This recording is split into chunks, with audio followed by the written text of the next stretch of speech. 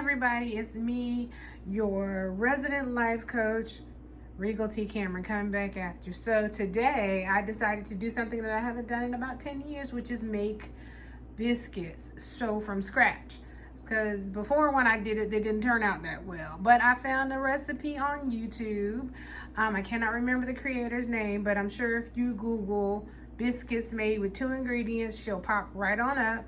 But I'm doing it, and I'm gonna actually bake the biscuits in the morning. So I've got my self-rising flour. I have gotten my heavy cream, and I've mixed them all together, and that is my dough right there. That's my dough. I'm still kneading it.